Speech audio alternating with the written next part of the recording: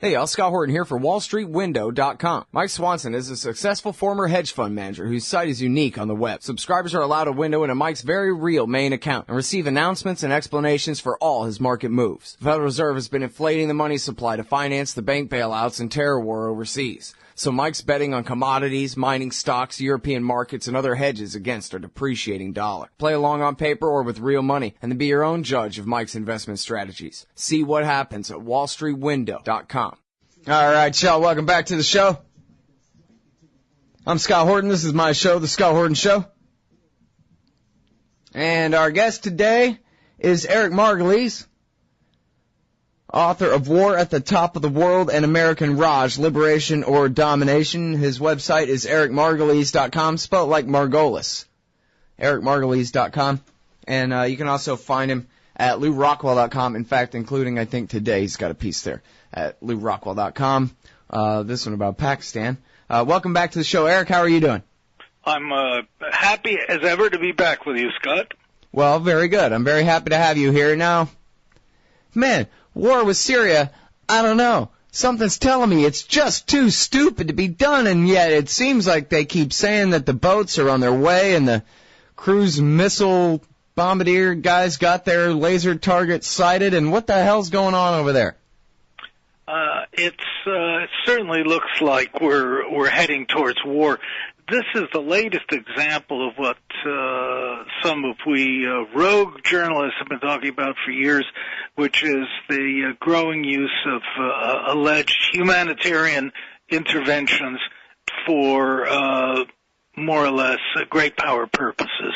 And we saw it. It started in Somalia under the Clinton administration, but we're seeing it in spades now in Syria, where the U.S. and Britain and France are close, could be within hours from now of attacking Syria. Not invading, but certainly it seems like bombarding. Mm-hmm.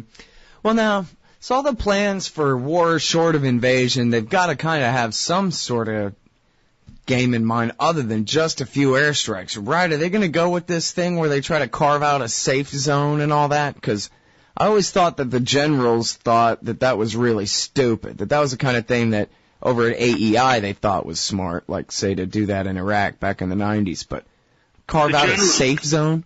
The generals are against the idea totally. As the chairman of the Joint Chiefs has made perfectly clear, General Dempsey, but there's political pressure in Washington to do this, and it's very strong. So the dogs of war are about to be unleashed. Look, the U.S.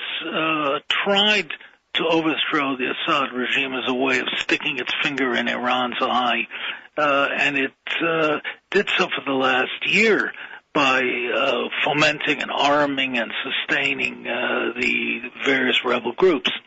The result is over 100,000 dead people. What's ironic is that having been in part responsible for 100,000 deaths, the U.S. is now about to go to war because of a couple of hundred deaths allegedly caused by chemical weapons. Yeah, well, they're behind the coup in Egypt where they just massacred 1,000 people in the street at least.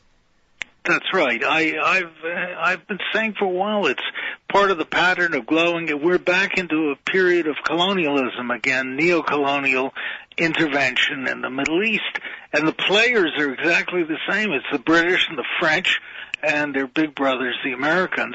They knocked off Gaddafi, who had been an ally, and now they knocked off Iraq, leaving carnage and wreckage in their wake.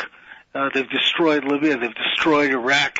Now it's Syria's turn for being non-cooperative, for not obeying Washington's orders regarding Iran.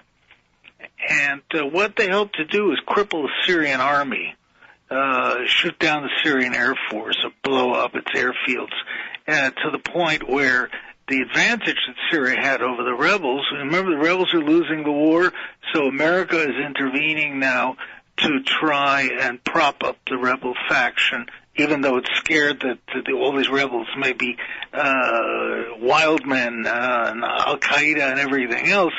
Washington is being drawn into this war as a participant. Mm-hmm.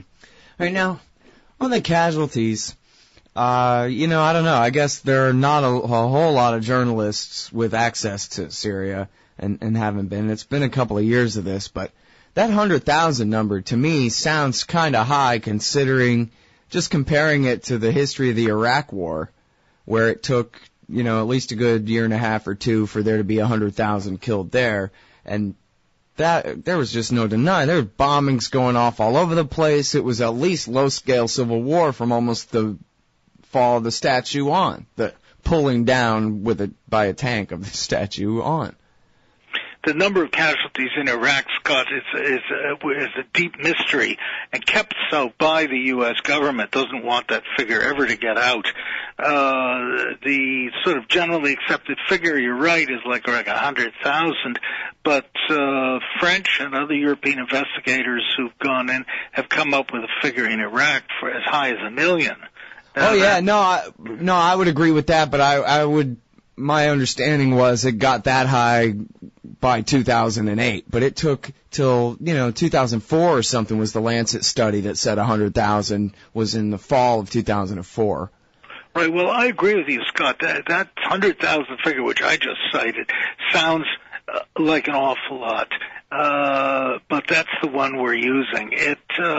We have to beware of all information coming out of Syria because most of it is tainted. It's propaganda. It comes from either Syrian rebel front organizations who are mostly run by the U.S. and Britain, or else like, the Syrian Observatory for Human Rights. They've got all these $5 names on their titles, but in fact, this one guy who's turning out propaganda. So their figures are very suspect. And on the other hand, the Syrian government, like all Arab governments, has done a totally lousy job of presenting its case and countering some charges which are often ludicrous. Mm. Well, I'd buy some tens of thousands of casualties, fighters and bystanders, and it's also a question of who dies in a battle versus excess deaths because they get caught at a checkpoint or because they get sick because there's not clean water or the former distribution of medicine has fallen apart and these kinds of things, which the high Iraq numbers are counting all that, the excess death rate. Well, that's right. It's very hard, and there's no or almost no neutral organizations there these days. Even groups like the United Nations, their figures are suspect because the UN has become so much part of the U.S. foreign policy machine. Non-government organizations like Amnesty International, Oxfam, and things like that, they all have an axe to grind too. They're not very reliable. So it is very hard. And most of the journalist reports we're getting out of there are Western journalists who are beating the drums on the side of the Syrian rebels. So there's more confusion. Whatever the case, a lot of people are getting killed there, and the U.S., against the advice of its generals, is slowly getting involved there as the Republican Party beats the war drums in Congress and as the Friends of Israel push with all their might to get the U.S. to go in and completely demolish Syria. Mm-hmm. Well, now, let me ask you this. It seems like when there's so many reports of thousands of Saudis and even Chechens and Afghans. I've been reading Afghan Taliban going to Syria to fight. I guess it's easier to fight on America's side than against them, and all you got to do is just travel a little bit west and the sides change. So anyway, jihadis from all over the region apparently are going, obviously from Libya, as well from Iraq, going to Syria to fight. And I wonder at what point does the number of foreign jihadists going to travel to participate in this thing make it not really a civil war anymore, but instead just a mercenary job by the Saudis and the Americans and their Zawahiriite acolytes? Scott, my take on that is that the number of foreign jihadis is still not that great. They make a lot of noise, they cut off heads, they eat people's livers, but they in numbers, they're not there. But the media loves them because they wave their guns and they wear masks and they look really scary. But there are a lot of opponents of the Assad regime, like, the mainstream, the Sunni majority, long repressed in Syria, has taken up its guns, and there are a lot of people who really dislike him.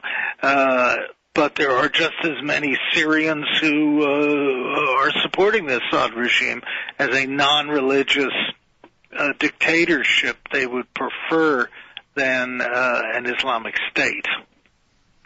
Yeah, it's sort of, let's see, I think the way Pepe Escobar broke down the numbers, it's almost a 50-50 split, or maybe the Sunni Arabs are a bare majority, but the kind of city dweller Sunnis and especially the ones that really have money, the business class, those guys are tied to the regime.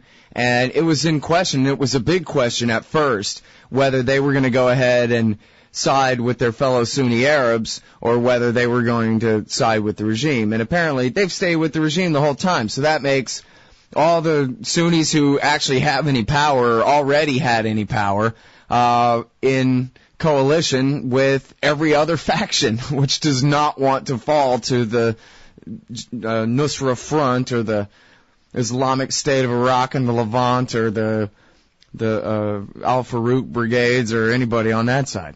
You're very up to date on your extremist groups there. I compliment you. Well, the Northern Storm Brigade, that's John McCain's friends. And then he's the guy saying, we can vet the rebels, don't worry about it. But then all you had to do to vet the Northern Storm Brigade was just type in Northern Storm Brigade. And the first thing that comes up is the Time magazine piece where they videotape these guys saying, yeah, we're veterans of the Iraq War where we were killing Americans.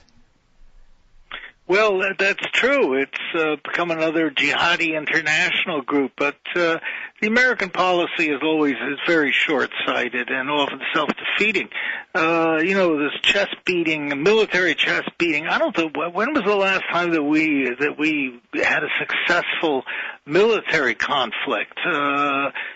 Not Iraq, because we killed Saddam, but we demolished Iraq. We're not running Iraq, which is what the purpose of the war was, and Afghanistan, we're getting booted out of there. And I guess you have to go back to Grenada and Panama as the last highly successful military operations.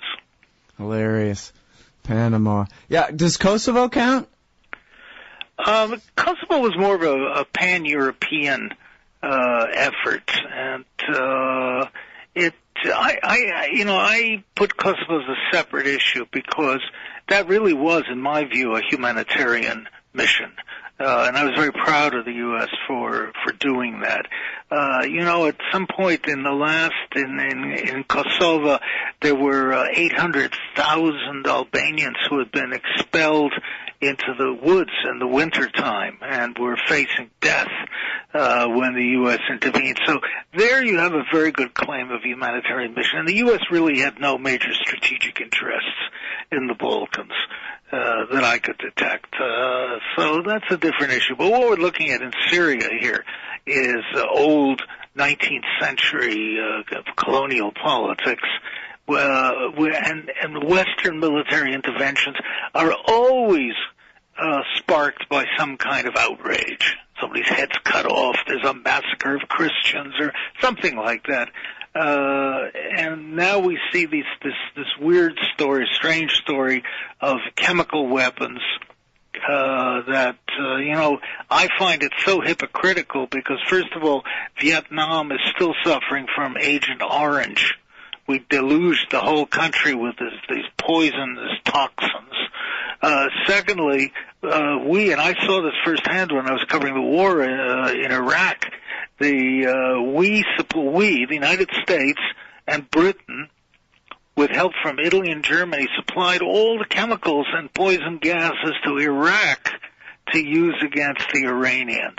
Well, your assertion is confirmed today in foreignpolicy.com. Exclusive CIA files prove America helped Saddam as he gassed Iran. Subtitle here, Eric Margolis was right all along. Oh, really? I didn't even know that. Well, no, I made up that last part. Oh, thanks, God. Should have been, though. I found British scientists, technicians in Baghdad who had been working on germ weapons for the Saddam regime, who've been sent there by the British government to develop germ weapons for use against the Iranians. So what hypocrisy. Now, the U.S. Very wrongly started backing this rebellion against Assad in Syria, and so we are, in good part responsible for all the deaths, or many of the deaths, as I was saying. And now we're worrying about the deaths from chemical weapons. What about bullets and bombs? Don't they count? Yeah, well, the whole thing is ridiculous, really. And the whole question of weapons of mass destruction always comes up, and it's such a bogus concept where they're trying to conflate sarin as, look, nobody wants to die of sarin gas, right? It's horrible. But to compare that to an atom bomb or a H-bomb is a lie. You know what I mean? I mean, if you could create Ebola virus that could be airborne and could last in the sunshine and could really take out a whole nation or something, then I'll go with, you could call that a weapon of mass destruction. If you could make a germ bomb that was that effective, although I think that's probably pretty difficult to do. Maybe the Americans and the Russians and the Brits and the Israelis could do it. Scott, they have a weapon which is called fuel air explosives or thermobaric explosives, and this was developed actually by the Russians, and they used it in Chechnya against the Chechen independence seekers.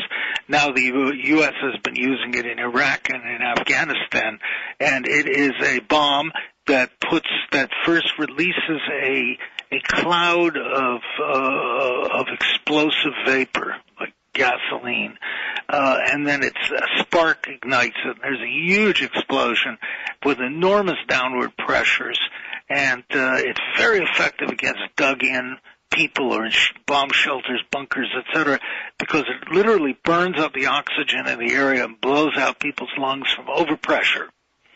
It's a horrible weapon. It's the closest thing to a nuclear weapon that we have. It's used extensively. So what we're seeing in Syria may have been the results, the casualties of such a weapon, a thermobaric weapon. Oh, that's interesting. Nobody's brought this up yet. Well, there's certainly been there's been footage of explosions so big that some people thought they must be nukes just because of the shape of the mushroom cloud, although I sent some footage to Dr. Prather, and he said, where's the flash and where's the radiation signature? So, no, that's not... Conventional explosives can also cause mushroom clouds. Right, yeah, if they're big enough. That's what he was saying. And I think in this one clip, it was actually the bombing of a weapons depot, too. Which just sort of really did the trick. But Scott, what worries me as a veteran, cynical, cautious journalist is these pictures of the casualties of the alleged gas bombing that's being used as a casus belli now to invade Syria. These pictures are all the bodies are so neat, and they're all laid out perfectly in little rows. And I don't know, there's just something about it which says a caution light flashes. I'm not denying that this awful crime happened, but it's just too damn convenient. And why would the Syrians do this just at a time that the Americans are hovering offshore saying, if they cross the chemical weapons red line, we're going to go in there and take them out? Right. Well, and of course, as Gareth Porter pointed out on the show the other day, there's no footage of the attack happening at all. And from everything I've seen, I've tried to look at YouTube at a few different versions of it. I didn't see anybody dying from it either. And I even have an article here somewhere.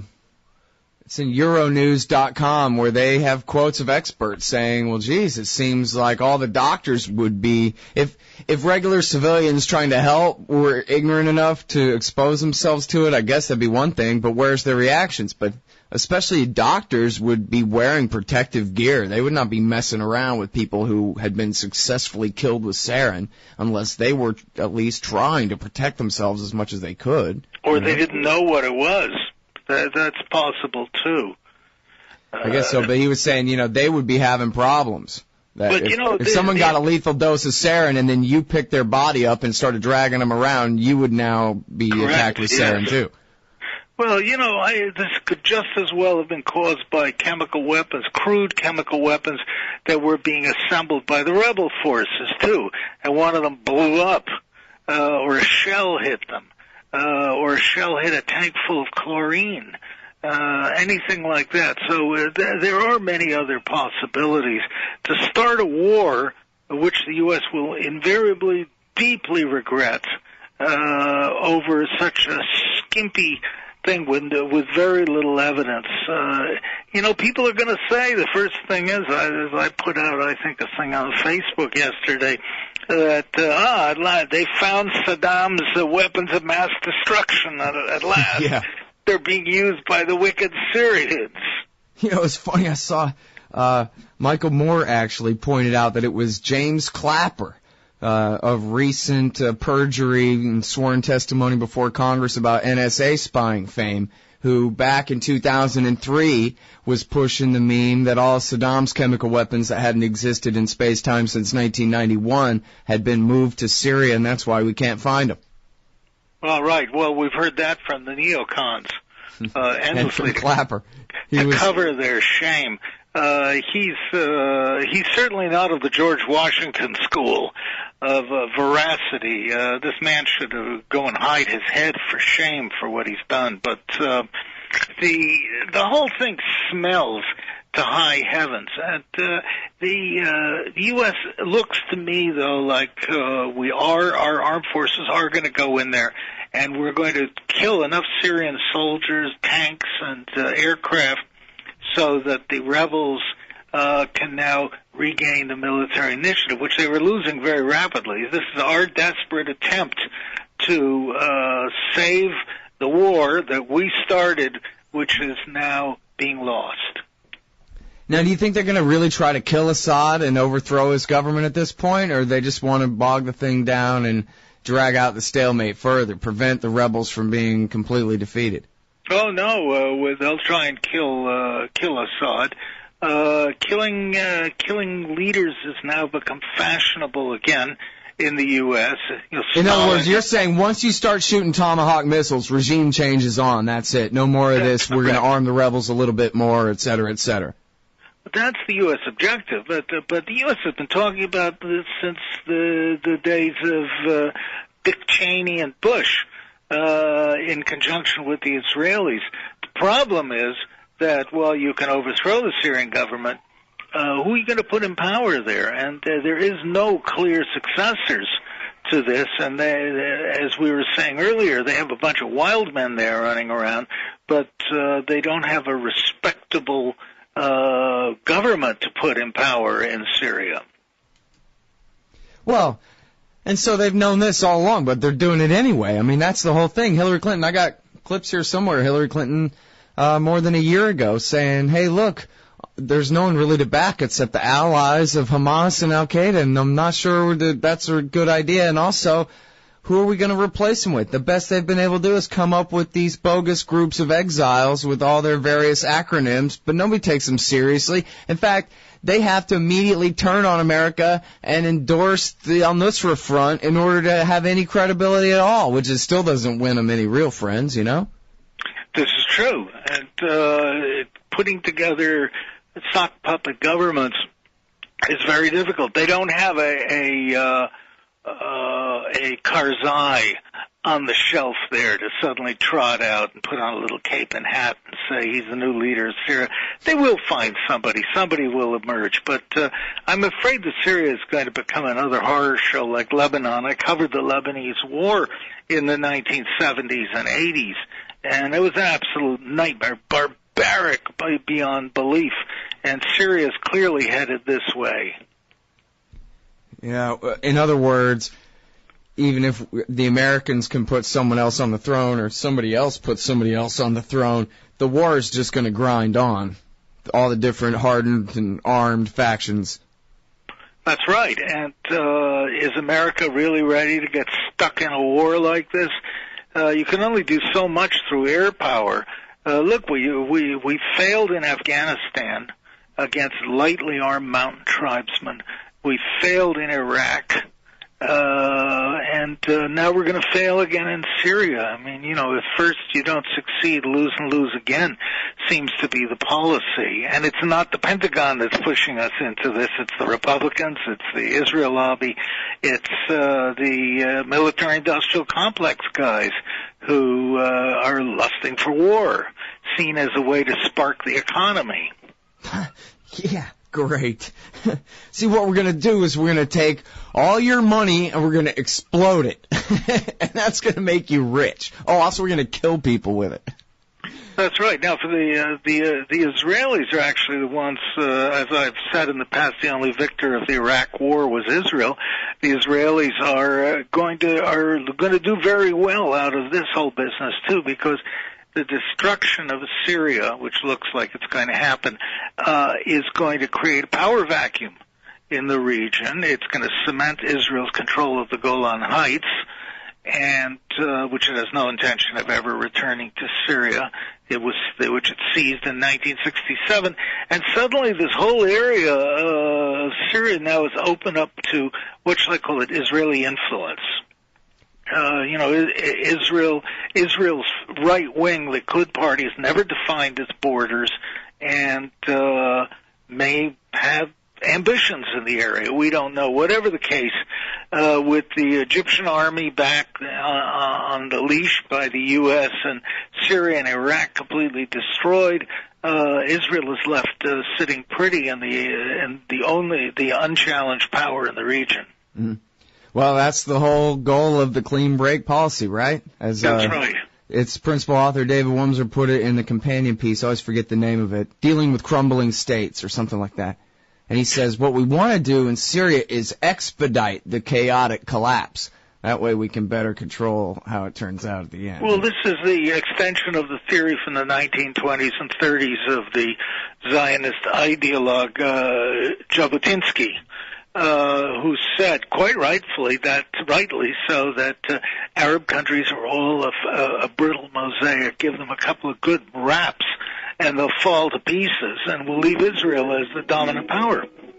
Just to recap here for people just tuning in, it looks like we're about to walk right into a big stupid war that everybody involved on the American side knows better than to do it, and they've all said so out loud, and they're going to do it anyway, and based on what we gotta say is an obvious hoax here. If it wasn't a hoax, then how come there's no footage of it actually happening? Come on, something strange is going on here. And not that they're doing a very good job at it, because it looks to me, Eric, like they're saying, they timed this thing for the UN inspectors to arrive in town, and then they're saying, oh no, you know what, it's too late. Because Assad says, yeah, let the inspectors go and look at it. They'll vouch for me. And then now they're saying, oh, you know what, it's too late to have the inspectors go. But then the inspectors went anyway. And so I don't know who they think is running this show or how many different agencies are trying to run it at the same time or what. But there's a big problem with this casus belli. But does it matter? It doesn't look like it's really going to hold them back. It doesn't. It looks like a decision that's been made by the Obama administration to attack Syria, finally. I mean, there's been great debate about it.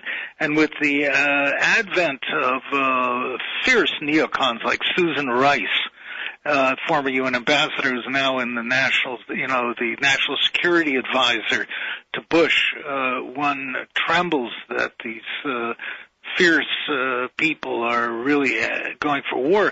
I confuse this president with Bush all the time, too. They all look alike to me, these presidents. They do, and they're fostering the suspicion that the president is not the real power at all, merely a figurehead, and that, or in a large sense, and that there are deeper government, national security circles, etc., who are really making the policy. I can't be more specific than that, but one has the impression. But Scott, I'm worried about another thing with this developing crisis. Syria has S-300 Russian anti-aircraft missiles, which are very, very effective, state-of-the-art missiles. They may have Russian crews to operate them, just as happened in Egypt in 1970 along the Suez Canal. And we may see Russian missiles being fired at American aircraft. The Syrians have anti-ship missiles, again modern Russian anti-ship missiles may be fired at American warships off the coast. So we are looking at a very scary possibility of a confrontation between Russia and the United States. And let's remember that Russia is as close to Syria as northern Mexico is to the United States. I'm seeing flashing lights saying Cuban Missile Crisis. Well, could it really be that bad? But I'll preface that with the story that Wesley Clark ordered an attack. If people remember back during the Kosovo thing, Putin, I guess it was Putin, got, smart alecky basically and said, oh, you're going to start bombing Serbia, huh? Well, we're going to go ahead and put Russian troops at the Pristina airport, and what are you going to do about it? He beat us to the punch. And then, so Wesley Clark apparently wanted to bomb him, or, sending troops to attack him on the ground anyway, something, and supposedly Sir Michael Jackson, the British general, said no, belay that order or whatever, overrode his commander, the supreme allied commander of NATO, and said, I'm not going to start World War III for you. And then also, of course, John McCain and Dick Cheney wanted war with Russia in 2008 over the war that Georgia started over South Ossetia.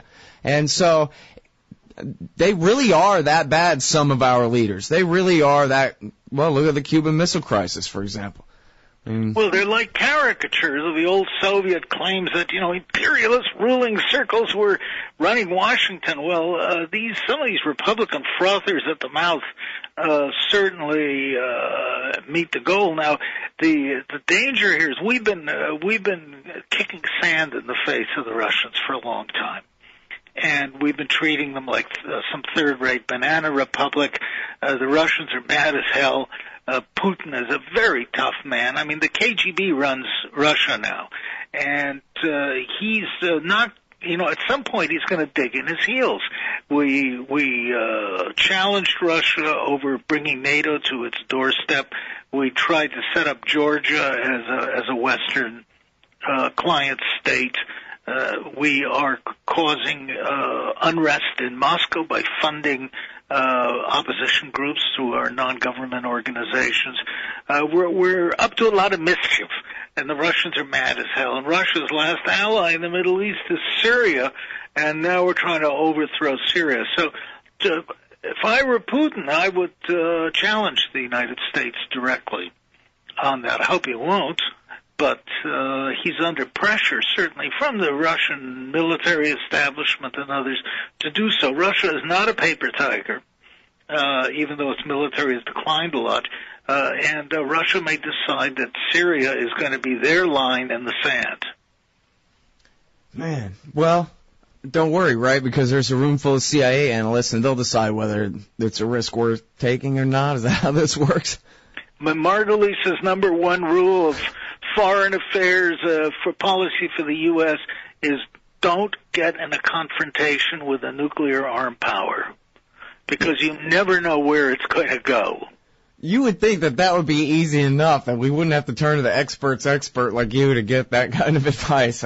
Hey, no conflicts with nuclear powers. All right, well, mutually assured destruction, that's what they call it. But so how hard would the Russians fight for their base, for their ally, and do the Americans not understand that?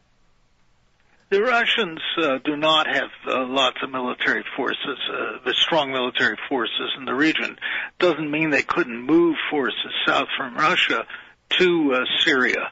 But the danger is that this can create a regional crisis. That is, U.S. try and interdict Russian supply ships delivering arms to Syria, or air deliveries of cargo planes. Fights over U.S. bombing raids on Syria are countered by Russian anti-aircraft missiles. What happens if the Russians send fighter planes with Russian pilots, as they did in 1970 on the Suez Canal during the famous war of attrition between the Israelis and the Egyptians? Some sort of intervention is possible. It's not likely because Putin is very cautious, but Russia doesn't want war. Syria is not a vital national security interest to Russia, but we are challenging Russia. And if we rub its face in the dirt over Syria, the Russians are going to get in a very dangerous mood. Well, and I'm sorry, I should know more about it before I bring it up, but I believe I just saw a piece by Doug Bandow, a recent piece, referring to the fact that they're trying again. The Obama administration is trying again to push to bring Georgia into NATO. I'm not sure of that, because the situation with the new president there is a bit confusing. But I know for sure that there was a joint operation by the U.S. and Israel to bring Georgia into NATO. U.S. was supplying most of the intelligence cover there, and the Israelis were arming the Georgian armed forces, and they had a lot of advisors there too. But this policy changed after the ouster of Saakashvili. Yeah, well, Kerry was saying something about, I think the Bandow piece is in the OC Register behind a paywall where I can't see it, but I can see one of my Google News results here is from the National Interest, quoting John Kerry in May, saying we're supportive of Georgia's aspirations, but I guess that doesn't mean that they're really pushing for it. Again, I wouldn't be surprised. I'm sure there's a faction or factions in Washington that want to beef up the Georgians again, and it's a great way of getting back at the Russians. That's crazy. I mean, I don't know. I guess the new guy's not as crazy as Saakashvili was, or Saakashvili was a pompous fool, and he, can you imagine? We were sending warships into the Black Sea off the Georgian coast. Imagine in a crisis, let's say over Cuba or Mexico, if the Russians had sent naval forces cruising off New Orleans. Yeah, and that was the thing, too, is they said, we're just delivering humanitarian aid in our giant warships. Right. Yeah. So it's dangerous stuff. That's like little boys playing with matches, and it should not be allowed. I wrote recently, I said our most important foreign policy goal is to maintain good relations, proper relations with Russia and also with China. Yeah, definitely. Well, especially on the nuclear weapons issue and getting rid of them as much as possible. But now, so Obama has backed down on the anti-missile missiles in Poland and the radar station in the Czech Republic, though, right? They called that off in exchange for some Iran sanctions or something? Well, I'm not sure. I think this project still has some life in it, and there's talk of doing it a different way, but I'm not up to date on it. All right. Okay, so now back to the Middle East here in Syria. And the blowback, we've already seen Hezbollah from southern Lebanon intervene on the side of the regime and help them retake the town of Qusair, I guess you'd call it. Is that yes. Back a few weeks ago.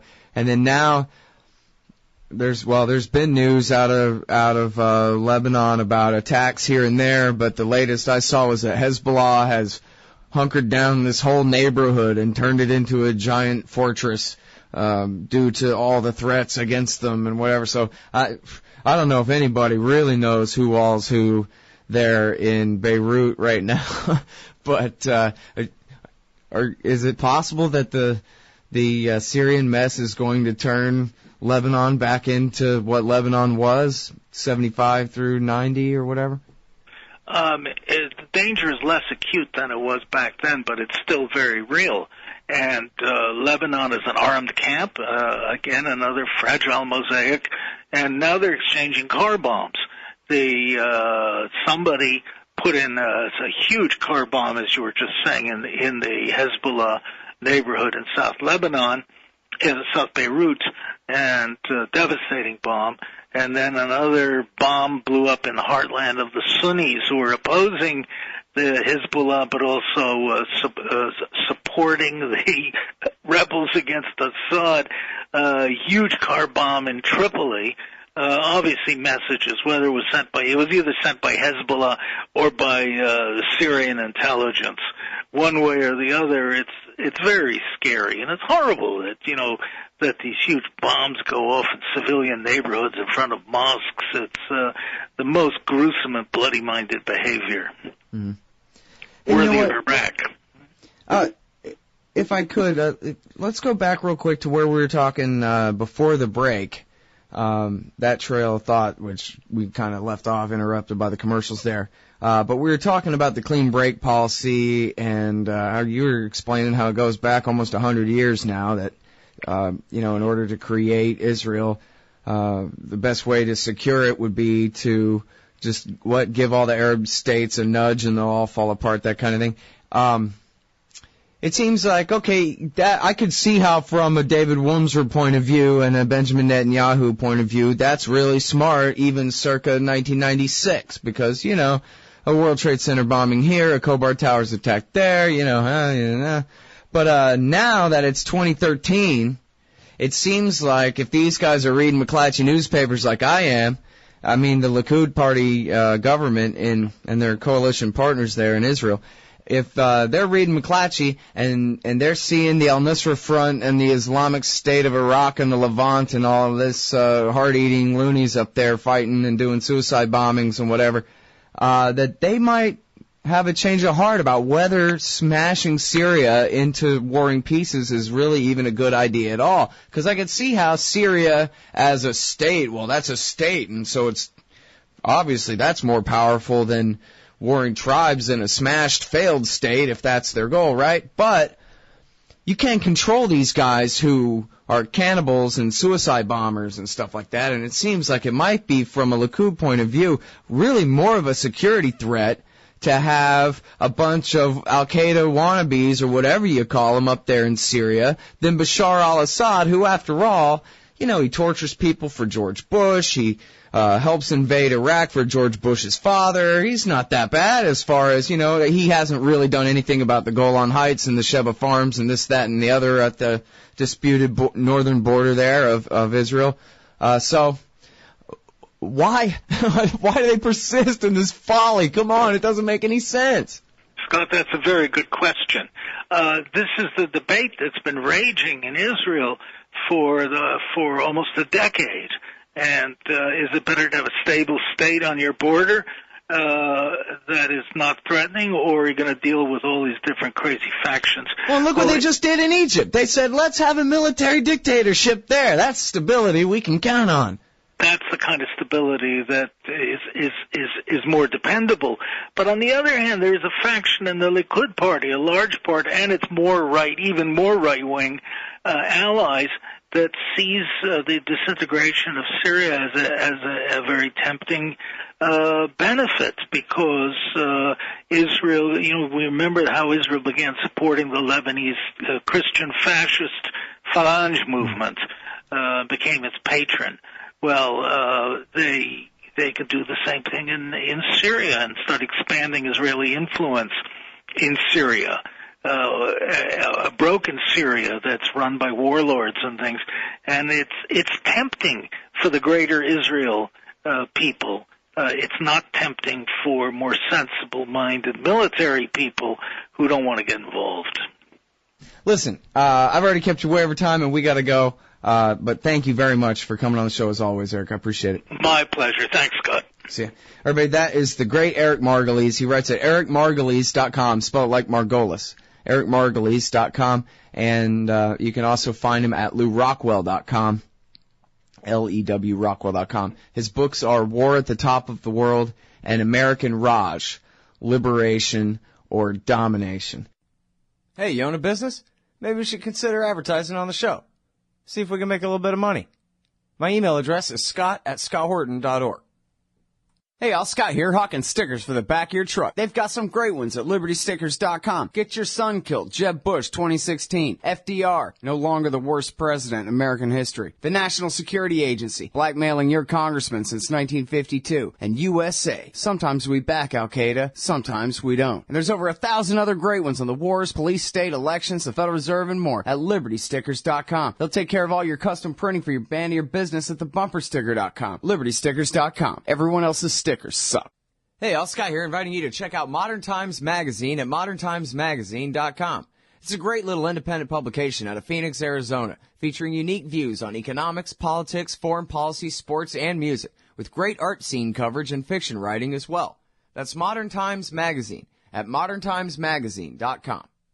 Hey, y'all, Scott Horton here for Braswell Business Communication Services at fusepowder.com. Braswell Communications can provide a credentialed media presence for your company at industry conferences and trade shows, as well as support services and consultation for publishing, editorial and technical writing, business-to-business and marketing communications, research, and information campaigns.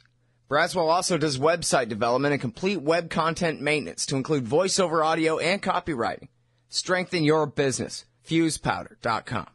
Why does the U.S. support the tortured dictatorship in Egypt? Because that's what Israel wants. Why can't America make peace with Iran? Because that's not what Israel wants.